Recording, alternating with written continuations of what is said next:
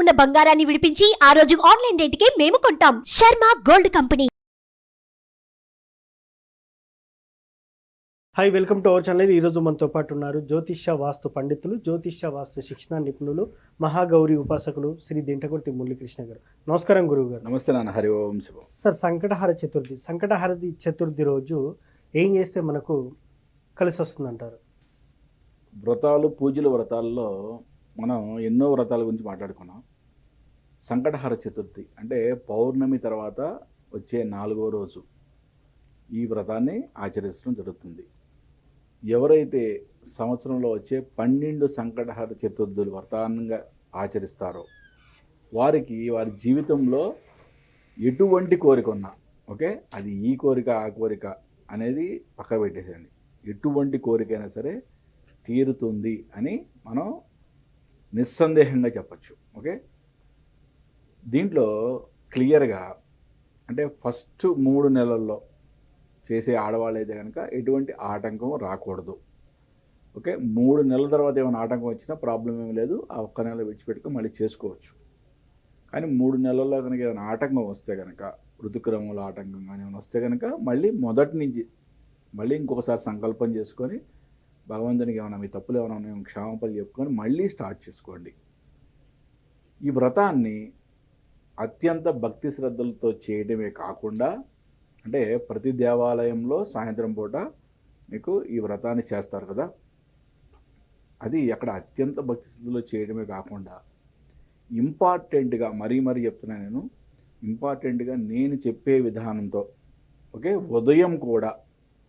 ఆ రోజు ఉదయం కూడా మీ ఇంట్లో స్వామివారికి ఈ వ్రతాన్ని చేయటం అనేది ఒక అత్యంత అద్భుతమైన పరిహారంగా చెప్పుకోవచ్చు. అంటే ఉదయం మనం బ్రహ్మ ముహూర్త కాలంలో లేవటం, అంటే బ్రహ్మ ముహూర్త కాలం అంటే డిఫరెంట్ విధానాల్లో చెప్పేవాళ్ళు ఉంటారు. బట్ ఏదైనా కానీ సూర్యోదయానికి 2 గడియల ముందు, అంటే 48 minutes బిఫోర్ ఈ వ్రతాన్ని స్టార్ట్ చేయటం, ఓకే, చాలా ఇంపార్టెంట్. అంటే అప్రాక్సిమేట్లీ ఒక 1.5-2 hours బిఫోర్ లేచి సూర్యోదయానికన్నా ముందు కాలకృత్యాలు తీర్చుకొని చక్కగా మీరు తలారా స్నానం చేసి స్వామివారికి పూజకు సంబంధించిన రెడీ చేసుకునే వ్రతానికి సంబంధించినవి కూడా ఆ వ్రతాన్ని బ్రహ్మ ముహూర్తంలో స్టార్ట్ చేయడం అనేది చాలా అత్యంత అద్భుతమైన విషయం. ఇక్కడ మనకి స్వామివారికి గరికతో పూజ చేయడం ఒకటి చాలా ఇంపార్టెంట్. రెండోది కలువ పూలు. ఓకే, వీటిల్లో కలువ పూలు దొరకపోయినా గరిక అనేది మాత్రం కంపల్సరీగా పెట్టుకోండి. రెండోది స్వామివారికి నివేదించే వాటిల్లో మోదకులు కానీ, ఓకే, ఉండ్రాళ్ళు కానీ, లడ్డు కానీ ఏదన్నా కంపల్సరీగా ఉండేలాగా చూసుకోండి. మిగతా మీరు ఏం చేసినా కానీ ఈ మూడిట్లో ఒక్కటన్నా సరే నైవేద్యంగా ఉండేట్టు చూసుకోండి. నేను వ్రతం ఎలా చేయాలి ఏంటి అనేది మీకు అసలు ఏమీ ఈ వీడియోలో చెప్పట్లేదు, ఎందుకంటే వ్రత విధానం అంతా కూడా పుస్తకంలో ఉంటుంది. మీకు చాలా చిన్న పుస్తకం, 10 రూపీస్లో మీకు మార్కెట్లో ఎక్కడైనా మీకు పూజా స్టోర్లో 10-15 రూపాయలు మించి ఉండదు.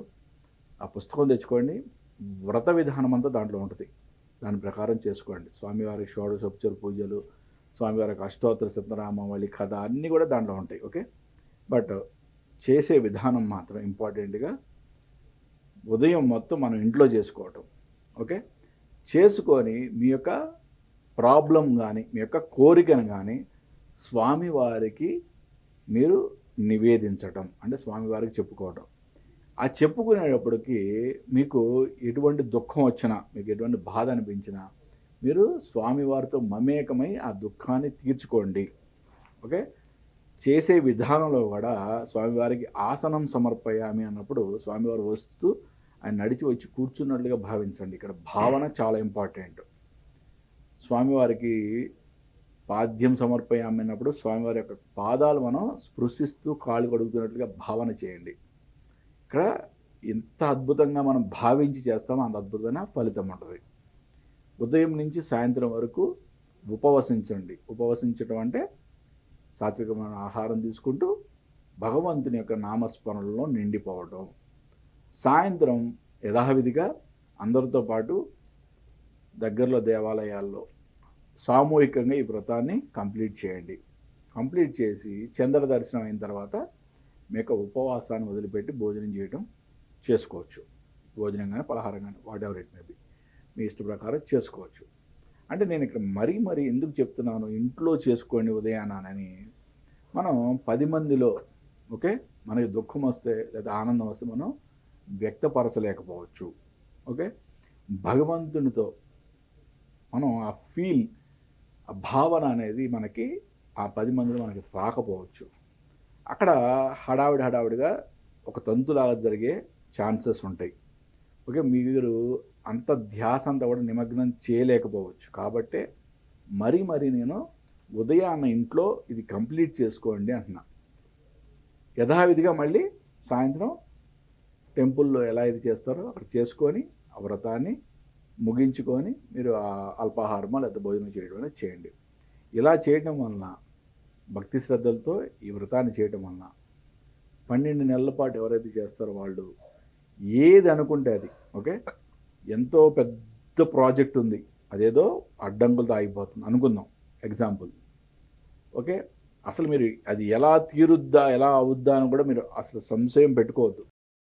12 నెలల పాటు అద్భుతంగా ఈ వ్రతాన్ని పూర్తి చేసి చూడండి. 12 నెలలు తిరిగేలోపే మీకు ఒక అద్భుతమైన మిరాకిల్స్ జరుగుతాయి. ఈ యొక్క వ్రతం యొక్క గొప్పతనమే అంత. సార్ అదేవిధంగా ఈ వ్రతం సంవత్సరంలో ఒక్కటేసారి చేసుకుంటే సరిపోతుంది అంటారా?